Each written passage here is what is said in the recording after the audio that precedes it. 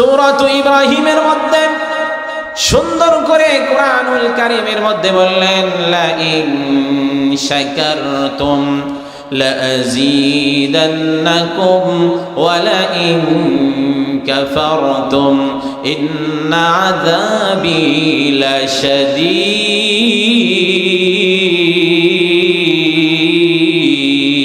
আওয়াজ দিয়ে বলেন আল্লাহু আকবার। আল্লাহ রাব্বুল আলামিন বলেন, হে আমার বান্দারা, হে আমার মুসলমানেরা, হে আমার ইমানদার বান্দাগণেরা, তোমরা যেখানে যে অবস্থায় থাকো না কেন, তোমরা অবশ্যই আমার শুকরিয়া আদায় করবে। তোমরা যদি শুকরিয়া আদায় করো, কৃতজ্ঞতা আদায় করো, আমি আল্লাহ রাব্বুল আলামিন তোমাদের নিয়ামতকে বাড়াইয়া দিব। চিৎকার করে বলেন সুবহানাল্লাহ। ইন্না আযাবি লাশাদীদ। নিশ্চয় যারা কি করলো, আমার নিয়ামত পাওয়ার পরে তারা শুকরিয়া আদায় করলো না, কৃতজ্ঞতা আদায় করলো না, ইন্না আযাবি লাশাদীদ। আল্লাহ রাব্বুল আলামিন বললেন, নিশ্চয় আমার আযাবটা খুব ভয়ঙ্কর। যারা আমার নিয়ামত পেয়ে শুকরিয়া আদায় করলো না, কৃতজ্ঞতা আদায় করলো না, আমি আল্লাহ রাব্বুল আলামিন তাদের নিয়ামতকে ছিনিয়ে নিই। নাউযুবিল্লাহ। সম্মানিত হাজরিন, তো এই জন্য আমাদের কোন জায়গায় সুবহানাল্লাহ, কোন জায়গায় আলহামদুলিল্লাহ, কোন জায়গায় ইনশাআল্লাহ বলতে হবে, এটা আমাদের বোঝার এবং শেখার দরকার আছে না নাই? তো আপনাদের মাঝে আয়াতে কারিমা তেলাওয়াত করেছি সূরাত আলী ইমরান থেকে। আল্লাহ বলছেন, ইয়া আইয়ুহাল্লাযীনা আমানুত্তাকুল্লাহ, ও ঈমানদারেরা, ইত্তাকুল্লাহ, আমি আল্লাহকে ভয় করো, ভয় করার মতো ভয় করো, যে রকম ভয় করেছে আমার নবীরা, যে রকম ভয় করেছে আম্বিয়ারা, যে রকম ভয় করেছে সাহাবীরা, যে রকম ভয় করেছে আমার ওলি আউলিয়ারা, সেই রকম ভয় করার মতো ভয় করো। সম্মানিত হাজরিন, আমরা নামী মুসলমান, কামি মুসলমান একটাও নয়। কথা বলেন ঠিক কিনা? তো আজকে এই গ্রামে, আমাদের এই তেলধাপ গ্রামে ফোরকানিয়া মাদ্রাসা আছে। এই মাদ্রাসায় যে শিক্ষাগুলো দেওয়া হয়, এগুলো কি খালি ওই দুনিয়াবি শিক্ষা দেওয়া হয়? এখানে শিক্ষা দেওয়া হয় কোরআনের, এখানে শিক্ষা দেওয়া হয় রসুলের হাদিসের, এখানে শিক্ষা দেওয়া হয় ইসলামের, এখানে শিক্ষা দেওয়া হয় সুদ ঘুষ হারাম সব সম্পর্কে। কথা বলেন ঠিক কিনা? তো আমরা যে এই তেলধাপ ফোরকানিয়া মাদ্রাসা উপলক্ষ করি একটা অনেক বড় একটা বিরাট আয়োজন করেছি। এই আয়োজন করা, এটা কি আমাদের ব্যথা যাবে? না। কিন্তু আমরা যে আয়োজন করেছি, আমরা ভালোটাই করেছি। আল্লাহ পাক কিয়ামতের মাঠে বান্দার ওসিলা খুঁজবে। কি খুঁজবে? ওসিলা। ওসিলা দিয়ে মানুষকে আল্লাহ পাক মাফ করে দেবেন এবং আল্লাহ পাক তাদেরকে জান্নাতে দিয়ে দেবেন। জোরে বলেন সুবহানাল্লাহ। তো আমরা যে এখানে বসে আছি, এই সামিয়ানা, এটা জান্নাতের অংশ কিনা? জান্নাতের অংশ কিনা? ছোট্ট একটা উদাহরণ দেই। যদি আমরা এখন বগুড়াতে যাইতে চাই, কিংবা রংপুরে, কিংবা ঢাকায়, কিংবা রাজশাহীতে, তাহলে আমাদের কোথায় যেতে হবে? আমাদের এখান থেকে আগে তেলধাপ এই মোড়ে যাইতে হবে, ওখান থেকে বারোপুর অথবা চারমাথায় ঢাকায় যাইতে হলে, তাহলে যে জায়গাতে বাসটা দাঁড়িয়ে থাকে, ট্রাকটা দাঁড়িয়ে থাকে, তাহলে এই বাসের যে সুপারভাইজার, হেল্পার, এরা ডাকে রাজশাহী, রাজশাহী, ঢাকা, ঢাকা, রংপুর, দিনাজপুর। কথা বলেন ঠিক কিনা? তাহলে যেই জায়গাতে দাঁড়িয়ে আছে বাস, তাহলে এই জায়গাতে যে দাঁড়িয়ে আছে বাসটা, এই জায়গাটা কি রংপুরের মধ্যে আছে না বগুড়ার মধ্যে আছে? বগুড়ার মধ্যে আছে। তাহলে এখানে এই বাসের ভিতরে উঠলে আপনাকে আমাকে জায়গা মতো পৌঁছায় দিবে। কথা বলেন ঠিক কিনা? তো আমরা যে এখানে আসি, এটা একটা জান্নাতের একটা অংশ। এখানে যতক্ষণ আপনি আমি বসে থাকবো, আল্লাহ রাব্বুল আলামিন আপনার আমার আমলনামায় নেকি লিখতেই থাকবেন। জোরে বলেন আওয়াজ দিয়ে সুবহানাল্লাহ।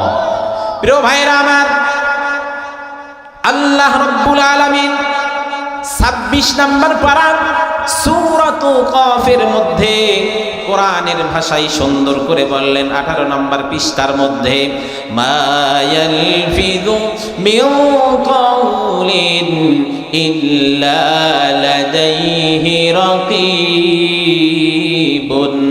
আতীদ।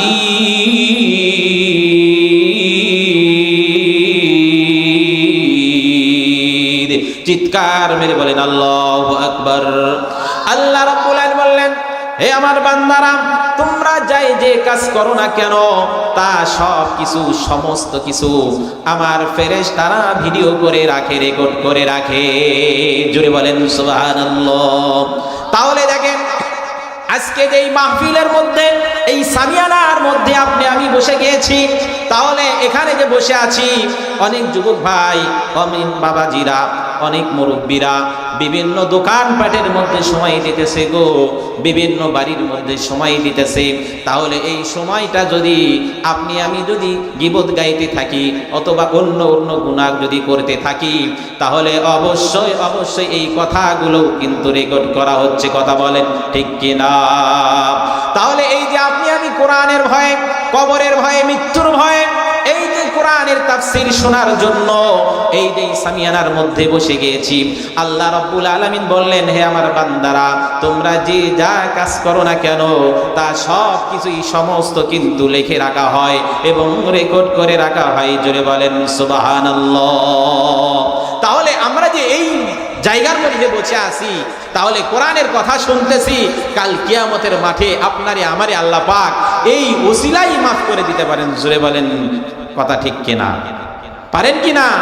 কারণ এখানে যতক্ষণ আপনি আমি বসে থাকবো, আপনার আমার আমুল নামায় আল্লাহ পাক নেকি লিখতে থাকতেছেন। জোরে বলেন সুবহানাল্লাহ। তাহলে রেকর্ড করা হচ্ছে, লেখা হচ্ছে, ভিডিও করা হচ্ছে। আপনি আমি ভালো কাজ করতেছি না খারাপ কাজ করতেছি সব কিছুই লিখে রাখতেছে কারা? কিরামান কাতিবিন। আল্লাহ পাক দুইটা ফেরেশতা বান্দার সাথে নিযুক্ত করে রেখেছে। এই বান্দাদের সমস্ত কুকর্ম ভালো কর্মের ফল সব কিছুই তারা লিখতে থাকতেছেন। জোরে বলেন সুবহানাল্লাহ। হয়তো বলবেন কিভাবে লিখে রাখবে? কারণ দেখেন ছোট্ট একটা মোবাইল ফোন, এই মোবাইলের ফোনের মধ্যে দেখবেন অনেক কি আছে, মেমোরি আছে। 1 জিবি নয়, 2 জিবি নয়। আগে যখন মোবাইল ফোনটা নামে ছিল, ওই মোবাইল ফোনের মধ্যে কোনো রকম মেমোরি সেট হতো না। কথা বলেন ঠিক কিনা? এরপরে আসলো 1 জিবি, 2 জিবি, 4 জিবি, 8 জিবি এবং 32 জিবি মেমোরি লাগানো হয়। এই মেমোরির মধ্যে বিভিন্ন ওয়াজ এবং গান এবং বিভিন্ন সিনেমা, বিভিন্ন কৌতুক তুলে রাখা হয়। কথা বলেন ঠিক কিনা? তাহলে এই মেমোরিটা যখন ভরে যায়, বলতেছে একটা মেমোরির মধ্যে 2-1টা গান নয়, যত জিবি হবে ততই মেমোরির মধ্যে কি হবে, বিভিন্ন জিনিসগুলো ডাউনলোড দেওয়া যাবে। তাহলে এখন এমন একটা যুগ এসে গিয়েছে গো, এমন একটা সময় এসে গেছে, এই মোবাইলের মধ্যে এখন মেমোরি ইস্তারা করে তুলতে হয় না। আল্লাহ পাক মানুষকে কত জ্ঞান দিয়েছেন। আল্লাহ পাক বলছেন, ওয়ামা উতিতুম মিনাল ইলমি ইল্লা কলিলা।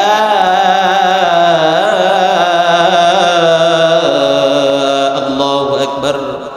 আল্লাহ রাব্বুল আলামিন বলেন, ওয়ামা উতিতুম মিনাল ইলমি ইল্লা কলিলা। আমি মানুষকে খুবই সামান্যতম অল্পতম জ্ঞান দান করেছি, আর এই অল্প জ্ঞানে মানুষ আমারে এত কিছু দেখাইতেছে। তাহলে আল্লাহ পাক যদি এই মানবকে যদি আরো জ্ঞান দান করতেন, তাহলে কতই কিনা দেখাইতো। কথা বলেন ঠিক কিনা? আল্লাহ রাব্বুল আলামিন কোরআনুল কারীমের মধ্যে আরেক জায়গায় বললেন, খুলিকাল ইনসানু দাঈফা।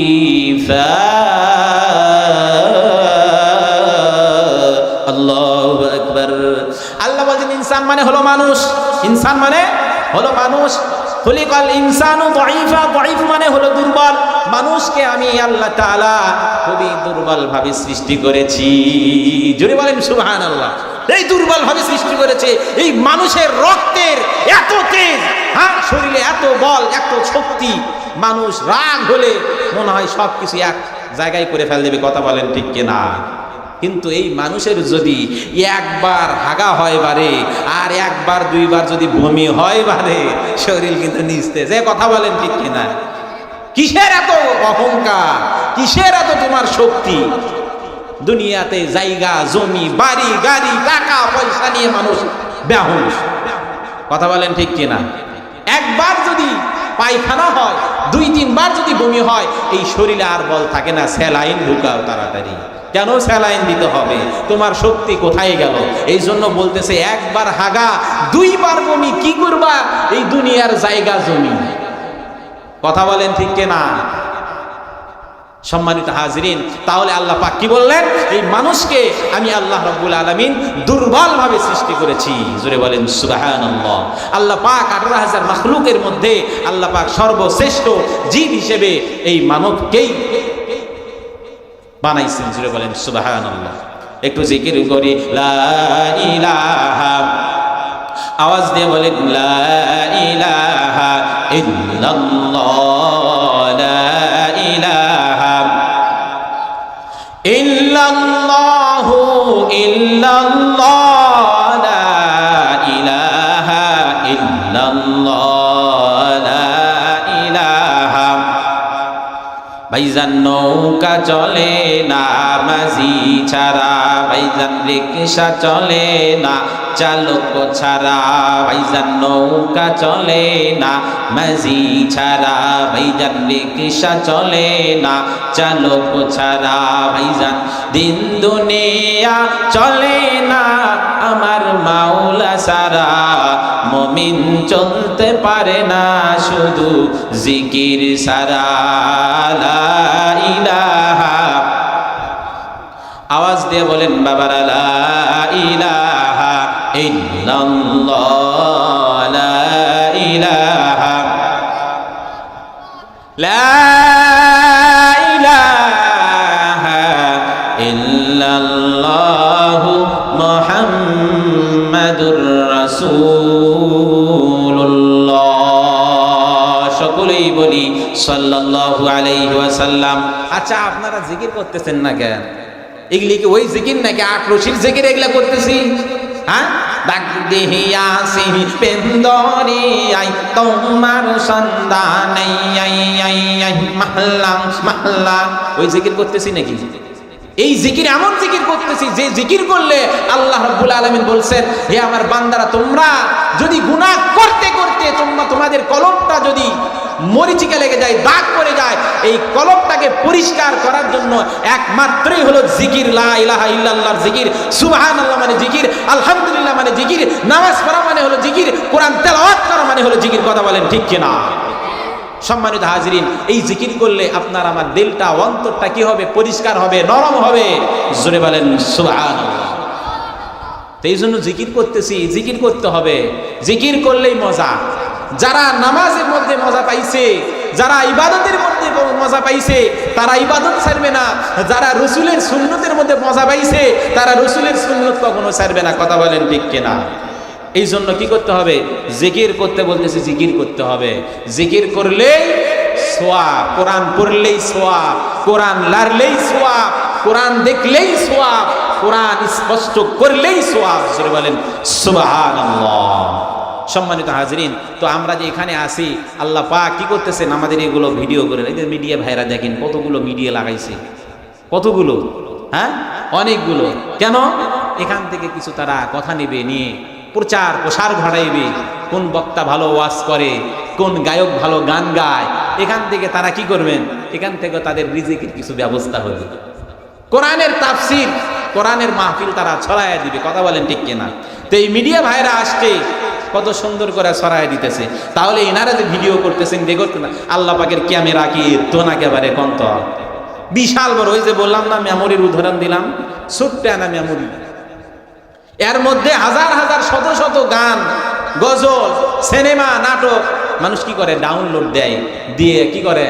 যারা আল্লাহ ভীরু না, এরা এগুলো দেখে। আর যারা আল্লাহ ভীরু, তারা ওয়াজ শুনে, কোরআনের কথা শুনে, কোরআন তেলাওয়াত শুনে। কথা বলেন ঠিক কিনা? সম্মানিত হাজিরিন, তো এই জন্য আমি যে কথা বলতে চাচ্ছি, এই সামিয়ানার মধ্যে আমরা যারা বসে আছি তারা সবাই সৌভাগ্যবান। সবাই একটু হাত তুলে আল্লাহকে দেখান। আল্লাহ সবাইকে আজকে কবুল করে নেন। আজকের মাহফিলে যারা শ্রম দিয়েছেন, আল্লাহ পাক সবাইকে কবুল করে নেন। সকলে বলি আল্লাহুম্মা আমিন। আওয়াজ দিয়ে বলি আল্লাহুম্মা আমিন। সম্মানিত হাজিরিন, তো এই জন্য ফেরেশতারা কি করবেন? সব কিছু রেখে রাখতেছেন, সব কিছুই রেকর্ড করে রাখতেছেন। এই ফেরেশতারা কাল কিয়ামতের মাঠে আপনার আমার আমলনামা সব কিছুই কি করে রাখবেন? উঠায়া ধরবেন, তুলায়া ধরবেন। কি করবেন? দেখাইবে এই বান্দারা কি করছে। তো দেখা যাচ্ছে কিছুই নাই, সব আমুলি ফাঁকা, আমুল নামা পাকা নাই। তাহলে দেখা গেছে তেল ধাবে বিভিন্ন জায়গা থেকে, দূর দূরান্ত থেকে মেহমানগণ আসছে, বিভিন্ন মানুষ আসছে, এসে সেখান থেকে কোরআনের কিছু কথা শুনছেন, শ্রবণ করছেন। আল্লাহ পাক বলবে, হে ফেরেশতা, আল্লাহ পাক এত দয়ালু, আল্লাহ পাক বলবে, হে ফেরেশতা, আমার বান্দারে আমি জাহান্নামে আমি দিতে চাই না, আমার বান্দারে কি করো, মাফ কইরা দিয়া জান্নাতে দাও। জোরে বলেন সুবহানাল্লাহ। সম্মানিত হাজিরিন, আল্লাহ রাব্বুল আলামিন 28 নম্বর পারার সূরাতু মুজাদালাতের মধ্যে 2 নম্বর পৃষ্ঠার মধ্যে সুন্দর করে কোরআনের ভাষায় বললেন, মা ইয়াকুনু মিন নাজওয়া সালাসাতিন ইল্লা হুয়া রাবিউহুম ওয়ালা খামসাতিন ইল্লা হুয়া সাদিসুহুম। আল্লাহু আকবার। আল্লাহ রাব্বুল আলামিন বলেন, হে আমার বান্দারা, যেখানে তোমরা দ্বিতীয় হিসেবে থাকো, যেখানে তোমরা তৃতীয় হিসেবে থাকো না কেন, আমি আল্লাহ রাব্বুল আলামিন স্বয়ং নিজে সেখানে তৃতীয় চতুর্থ হিসেবে থাকি। জোরে বলেন সুবহানাল্লাহ। আমরা যেখানে আসি, তাহলে ফেরেশতা যদি ভিডিও রেকর্ড করে রাখতে পারে, আমরা যেখানে ভালো মন্দ গল্প করি না কেন, যেটাই করি না কেন, সেখানে স্বয়ং আল্লাহ আমাদেরকে নিজেই দেখতেছেন। কথা বলেন ঠিক কিনা? অনেকে বলে একেবারে নামাজ পড়ে কি হবি, বলে কি না, কয় আগে মন পাকা করো। মন কিতে পাকা করবি? সুদ ঘুষ খায় মন কিতে পাকা হবে? মন পাকা হবে, আল্লাহ কোরআনের মধ্যে বলছেন, ইন্না সালাতা তানহা আনিল ফাহশা ওয়াল মুনকার। নিশ্চয় নামাজ মানুষকে খারাপ কাজ থেকে, অশ্লীল কাজ থেকে বিরত রাখে। জোরে বলেন সুবহানাল্লাহ। সম্মানিত হাজিরিন, এই জন্য আপনাদের মাঝে আয়াতে কারিমা তেলাওয়াত করেছি আল্লাহ পাকের কালামুল্লাহ থেকে, ইয়া আইয়ুহাল্লাযীনা আমানুত্তাকুল্লাহ, ও ঈমানদারেরা, ইত্তাকুল্লাহ, আমি আল্লাহকে ভয় করো, ভয় করার মতো ভয় করো, হাক্কা তুকাতিহি ওয়ালা তামুতুন্না ইল্লা ওয়া আনতুম মুসলিমুন। তোমরা কখনো খাঁটি মুমিন মুসলমান না হওয়া পর্যন্ত মৃত্যুবরণ করিও না এবং কবরের মধ্যে আসিও না, কারণ কবরটা অনেক ভয়ঙ্কর একটা জায়গা। কি? কবরটা ভয়ঙ্কর জায়গা। এই জন্য খাঁটি মুমিন মুসলমান হতে হবে, ইমানি কিছু আমল শিখতে হবে, যেন এই আমল দিয়ে আমি যেন ওই কবরের জিন্দেগি যেন সুন্দর হয়, ভালো হয়, সেটাই করতে হবে। কথা বলেন ঠিক কিনা? তাহলে আমরা যে এই যে আল্লাহ পাক যে বললেন সুন্দর করে কোরআনের ভাষায়, যে তোমরা কি করো, খাঁটি মুমিন মুসলমান না হওয়া পর্যন্ত মৃত্যুবরণ করিও না, খাঁটি মুমিন মুসলমান না হওয়া পর্যন্ত কবরে এসো না। তাহলে কোন তো মুসলমানের যেগুলো বৈশিষ্ট্য, মুসলমানের যেগুলো কাজ, সেগুলো কি আমরা করতেছি না? মৃত্যু অনেক ভয়ঙ্কর একটা জিনিস, মৃত্যু খুবই কষ্টদায়ক একটা জিনিস।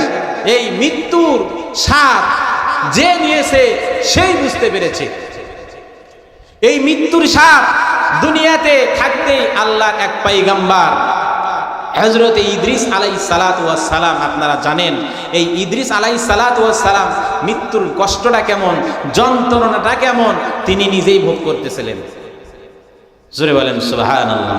প্রিয় ভাইরা আমার, হযরত ইদ্রিস আলাইহিস সালাতু ওয়াস সালাম অনেক বড় একটা আল্লাহর নবী ছিলেন। ইদ্রিস আলাইহিস সালাতু ওয়াস সালাম সর্বসময় রোজা রাখতেন। জোরে বলেন সুবহানাল্লাহ। ইদ্রিস আলাইহিস সালাতু ওয়াস সালামের কাজ ছিল কি কাজ? তিনি সর্বসময় দর্জির কাজ করতেন। কি করতেন? দর্জির কাজ। যেমন আমরা অনেকে ব্যবসা বাণিজ্য করি, বিভিন্ন কাঁচামালের ব্যবসা করি, অনেকে মুদিখানার দোকান দিয়েছি, অনেকে ধানের, অনেকে চালের ব্যবসা করি। কথা বলেন ঠিক কিনা? হযরত ইদ্রিস আলাইহিস সালাতু ওয়াস সালাম সারা জীবনভর দর্জির কাজ করতেন আর সর্বসময় আল্লাহ পাকের ইবাদত করলেন, রোজা রাখতেন। জোরে বলেন সুবহানাল্লাহ।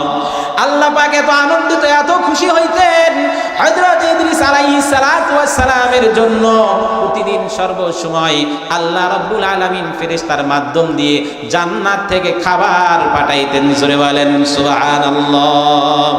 একদিন আজরাইল আলাইহিস সালাতু ওয়াস সালাম ইদ্রিস পয়গম্বরকে বলতেছিলেন, ও ইদ্রিস, শোনো, তোমাকে আমি বন্ধু বানাইতে চাই, ভাই বানাইতে চাই। ইদ্রিস পয়গম্বর বললেন, তুমি কে? তোমাকে তো আমি চিনি না, কিসের বন্ধুত্বটা, কিসের কি ভালোবাসা? তাহলে তুমি আগে পরিচয় দাও। তুমি যদি পরিচয় দাও তাহলে তোমাকে কেন বন্ধু বানাইবো? ভাই বানাইবো। জোরে বলেন কথা ঠিক কিনা? প্রিয় ভাইরা আমার, বন্ধুগণ আমার,